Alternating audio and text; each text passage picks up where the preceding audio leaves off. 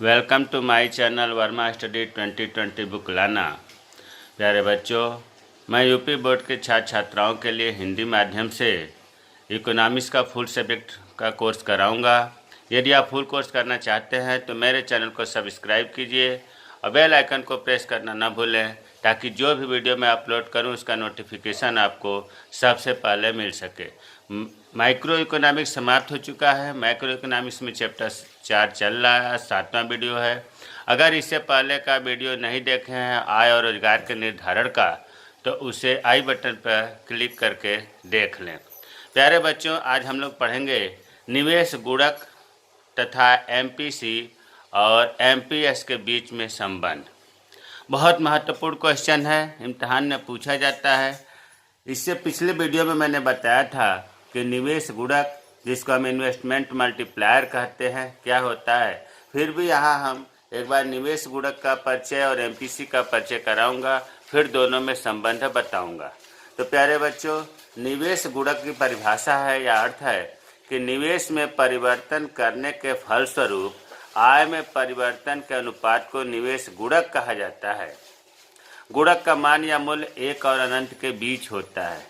प्यारे बच्चों, इसका सूत्र देखें कि जो निवेश गुणक का या निवेश गुणांक का संकेत है के बराबर डेल्टा वाई बटा डेल्टा आई। डेल्टा वाई आय में परिवर्तन, चेंज इन इनकम, और डेल्टा आई बराबर होता है चेंज इन इन्वेस्टमेंट, निवेश में परिवर्तन। इसको हम एक उदाहरण से समझते हैं। मान लीजिए कि कोई इकोनॉमी है, उसमें जो है 1 लाख रुपए निवेश कर रहा है। कोई इकोनॉमी 1 लाख रुपए निवेश कर रहा है और निवेश करने के बाद उसे अगर 3 लाख की इनकम होती है तो हम ये कहेंगे कि 3 गुना, जब इसको भाग देंगे तो 3 गुना इनकम में चेंजिंग हुआ। यही जो 3 गुना है, यही के है, यही जो है इन्वेस्टमेंट मल्टीप्लायर है। मतलब निवेश में हमने जो लगाया उससे कितने गुना आय में परिवर्तन हुआ, कितने गुना आय मिला, ये गुना, ये आइटम जो है निवेश गुणक कहलाता है। विस्तृत जानकारी पिछले वीडियो में दिया गया है। अब ये निवेश गुणक आप समझ गए कि कितना गुना होता है। और अब आते हैं एमपीसी। एमपीसी और एमपीएस, ये दोनों जो है समझना बहुत ज़रूरी है। वैसे पिछले वीडियो में हमने पढ़ाया था। एमपीसी हिंदी में कहते हैं सीमांत उपभोग प्रवृत्ति, मार्जिनल प्रोपेंसिटी टू कंज्यूम, और एमपीएस का होता है सीमांत बचत प्रवृत्ति, मार्जिनल प्रोपेंसिटी टू सेव। प्यारे बच्चों, एमपीसी और एमपीएस से क्या संबंध है, ये बताने से पहले थोड़ा सा एमपीसी और एमपीएस को हम बारे में बताएंगे। मान लीजिए कि कोई इकोनॉमी है और उसने अपने इनकम 100 से 200 उस इकोनॉमी में हो जाती है। क्या हमने बताया, माना गया है कि किसी देश की, किसी इकोनॉमी की, किसी अर्थव्यवस्था की जो आय थी वो 100 थी और 100 से बढ़ करके 200 हो जाती है। तो जब 200 हो जाती है तो एडिशनल इनकम कितना हुआ, 100 से 200 हो गए, मतलब 200 माइनस 100, तो एडिशनल इनकम या एक्स्ट्रा इनकम, अतिरिक्त आय कितनी हुई, 100 हुई। ये तो आपको क्लियर हो गया कि एडिशनल इनकम क्या है, या इसी को आय में परिवर्तन कहते हैं। तो 100 से 200 हो गया, अर्थात एडिशनल इनकम 100 हुआ। अब ये जो 100 बढ़ा हुआ आय है, इसका जो हिस्सा या जो परसेंट, जो अंश उपभोग हो जाता है, कंज्यूम हो जाता है, खर्च हो जाता है, वही एमपीसी कहलाता है। कितना अच्छा परिभाषा की तरह समझने में अच्छा लग रहा है कि जो बढ़ी हुई आय है, एडिशनल आय है, उसका जो हिस्सा हम उपभोग कर लेते हैं वो एमपीसी कहलाती है, और जो हिस्सा बचा लेते हैं वो एमपीएस कहलाती है। दूसरे शब्दों में हम ये भी कह सकते हैं कि आय में परिवर्तन का वह भाग जो भोग किया जाता है, जो हमारे पास एडिशनल इनकम है, उसका जो भाग हम कंज्यूम कर लेते हैं वही एमपीसी है। एमपीसी बराबर डेल्टा सी बटा डेल्टा वाई बताया गया है। दूसरा है उसका उल्टा एमपीएस का। आय में परिवर्तन का वह भाग जो बचत किया जाता है। कंज्यूम करने के बाद एडिशनल इनकम का जो हिस्सा बच जाता है वो एमपीएस है। अब मान लो कि अभी ऊपर हमने बताया कि एडिशनल इनकम किसी इकोनॉमी का 100 आया है। अब 100 में अर्थात जो इनकम 100 है उसका 80% खर्च होता है, कंज्यूम होता है, तो हम क्या कहेंगे, एमपीसी 80/100 है। यहाँ यही याद रखना है कि जितना परसेंट या जितना हिस्सा खर्च होता है, कंज्यूम होता है, वही एमपीसी है। और 80/100 को जब हम दशमलव में बदलेंगे तो 0.80 कहिए या 0.8 कहिए। उसी तरह से जब 80% खर्च करता है तो एमपीसी हो गया 0.8। कितना बचत करेगा, 20%। अरे 80% खर्च होगा तो 20% सेविंग कर रहा है, तो एमपीएस हो गया 20/100। इसे जब हम डिवाइड करेंगे तो हो जाएगा 0.2 या 0.20। तो अब हमें उम्मीद है कि निवेश गुणक, एमपीसी और एमपीएस आपको समझ में आ गया होगा। अब जो हमारा टाइटल है, जो थंबनेल है कि के और एमपीसी के बीच में क्या संबंध है, इसे बहुत अच्छे से समझना है, महत्वपूर्ण है। देखिए, हमने दो इकोनॉमी या दो देश मान लिया, एक अर्थव्यवस्था है ए और दूसरी अर्थव्यवस्था है बी। और पहले हम एपीसी की बात कर रहे हैं कि गुणक में, निवेश गुणक में और एमपीसी में क्या संबंध है। तो एक इकोनॉमी जो है उसमें हमने मान लिया एमपीसी 80% है, अर्थात यहाँ 80% लोग कंज्यूम कर जाते हैं, खर्च करते हैं। 80/100 को जब हमने निकाला तो 0.8 या 0.80 हुआ। दूसरे इकोनॉमी में हमने एमपीसी मान लिया 50% है, अर्थात वहाँ के लोग 50% इनकम का खर्च करते हैं, कंज्यूम करते हैं, तो एमपीसी हो गया 50/100 बराबर 0.5 या 0.50।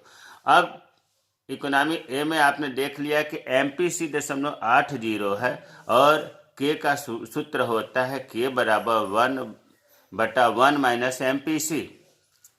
सूत्र तो कई होते हैं, कोई भी सूत्र से यही बात आएगी। तो के बराबर 1/1 माइनस एमपीसी। अब एमपीसी की जगह पर हमने 0.80 लिखा, तो के बराबर 1/1 माइनस 0.80 एमपीसी की जगह पर लिखा। और उसके बाद फिर इसको घटाया, एक में से 0.80 तो हो गया के बराबर 1/0.20 और दशमलव के बाद 2 जीरो है, तो इसे जब हटाएंगे तो ऊपर 100 हो जाएगा और फिर 20 25 5 हुआ, के बराबर 5 आ गया। कहाँ, किस इकोनॉमी में आ गया, जिसकी एमपीसी 0.80 थी। अब दूसरे इकोनॉमी की बात करते हैं, यहाँ पर एमपीसी 0.50 है। इसका अर्थ है कि यहाँ के लोग, यहाँ के पब्लिक 50% कंज्यूम करती है। के बराबर 1 माइनस 1 माइनस एमपीसी, के बराबर 1/1 माइनस एमपीसी। एमपीसी के जगह पर हमने 0.50 लिखा, तो के बराबर 1/1 माइनस 0.50। इनमें से घटाएंगे तो के बराबर 1/0.50। इसको जब दशमलव के बाद 2 अंक है तो इसे हटाएंगे तो ऊपर 100 हो जाएगा, तो 50 × 100 के बराबर 2। प्यारे बच्चों, यहाँ ये ध्यान देना है कि देखो, पहले इकोनॉमी में 0.80 एमपीसी था तो के अर्थात गुणक 5 आया। उसी तरह से इकोनॉमी बी में एमपीसी 0.5 था, कम हो गया एमपीसी, तो यहाँ के भी अर्थात निवेश गुणक भी कम आया। बहुत ध्यान देना है कि एमपीसी जब बढ़ाते हैं या एमपीसी जब ज़्यादा होता है तो निवेश गुणक भी ज़्यादा होता है। क्या हमने बताया, यहाँ निष्कर्ष है कि एमपीसी जब ज़्यादा होता है तो निवेश गुणक भी ज़्यादा होता है। देखो, 0.5 से 0.8 एमपीसी हुआ तो के 2 से 5 हो गया। उसी तरह से अगर एमपीसी कम हो रहा है, मान लो 0.8 से एमपीसी 0.5 किया गया, तो गुणक अर्थात निवेश गुणक भी 5 से 2 हो गया। इसका मतलब कि एमपीसी जब कम होता है तो निवेश गुणक भी कम होता है।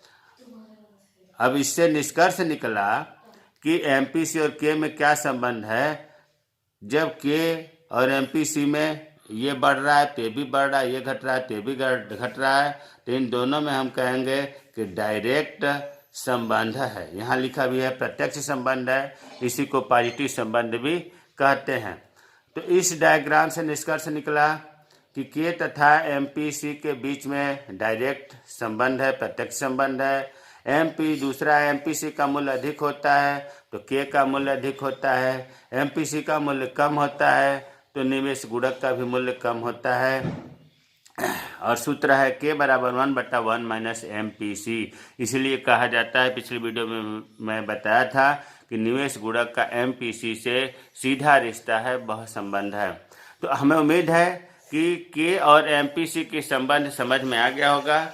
अब जो है के और एमपीएस के संबंध को देखते हैं कि निवेश गुणक और एमपीएस के बीच में क्या संबंध है। उसी तरह से इसमें भी दो इकोनॉमी मान लिया, इकोनॉमी ए, इकोनॉमी बी। अब मान लिया कि इकोनॉमी ए में या अर्थव्यवस्था ए में एमपीएस 20% है। इसका मतलब ये हुआ कि 20% बचाया जा रहा है। जो बढ़ी हुई इनकम है, एक्स्ट्रा एडिशनल इनकम है, उसमें 20% सेविंग कर रही है उस अर्थव्यवस्था की पब्लिक। 20% को जब हम पॉइंट में बदलेंगे तो 0.20 हुआ। दूसरे इकोनॉमी में हमने मान लिया कि एमपीएस बराबर 50%, अर्थात 0.50 एमपीएस है। इसमें कम रखे हैं, इसमें ज़्यादा एमपीएस रखे हैं। अब इसको हल करते हैं। एमपीएस के हिसाब से सूत्र है के बराबर 1/एमपीएस। एमपीएस के जगह पर हमने मान रखा 0.20, तो के बराबर 1/0.20। फिर दशमलव के बाद 20 है तो इसे दशमलव हटाने के लिए ऊपर 20 बढ़ाएंगे, 100 हो जाएगा। फिर 20 का भाग देंगे 5, गुणक आ गया 5। उसी तरह से यहाँ पर के बराबर 1/एमपीएस। एमपीएस के जगह पर 0.50 लिखेंगे, 1/0.50। दशमलव के बाद 20 है तो दशमलव हटाने के लिए ऊपर 20 बढ़ाएंगे, तो 50 × 100 2 के बराबर 2। यहाँ हम ये देख रहे हैं कि जब एमपीएस कम है तो गुणक ज़्यादा हो रहा है, एमपीएस ज़्यादा है तो गुणक कम हो रहा है। भाई समझो, एमपीएस जो है 20% से 50% किया गया, पहले कम है फिर ज़्यादा है। गुणक में क्या हो रहा है, एमपीएस पहले ज़्यादा है, गुणक कम हो रहा है। तो इकोनॉमी ए और बी का जब तुलना करेंगे तो हमें ये देखने में आ रहा है कि जब एमपीएस बढ़ता है मतलब 0.20 से 0.50 होता है तो गुणक 5 से 2 हो रहा है, गुणक कम हो रहा है। उसी तरह से एमपीएस 0.5 एमपीएस कम होता है, मान लो 0.50 से 0.20 हो गया, कम होता है तो गुणक 2 से 5 हो रहा है, गुणक बढ़ रहा है। अप्रत्यक्ष संबंध, विपरीत संबंध या इसे निगेटिव संबंध भी कहते हैं, होता है। तो इस डायग्राम से क्या निष्कर्ष निकला, निवेश गुणक तथा एमपीएस के बीच में विपरीत या अप्रत्यक्ष या निगेटिव संबंध होता है। एमपीएस का मूल्य जब अधिक होता है, दूसरा पॉइंट है, एमपीएस का मूल्य जब अधिक होता है तो गुणक का मूल्य कम होता है। एमपीएस का मूल्य जब कम होता है तो गुणक का मूल्य अधिक होता है। और चौथा है के बराबर 1/एमपीएस। तो हमें उम्मीद है कि निवेश गुणक और एमपीएस के बीच में संबंध अच्छी तरह से समझ में आ गया होगा। अगर कहीं कोई दिक्कत है, समझ में नहीं आता है तो कमेंट बॉक्स में कमेंट करें, मैं रिप्लाई करूंगा। मेरे चैनल को सब्सक्राइब कीजिए। जय हिंद, जय भारत।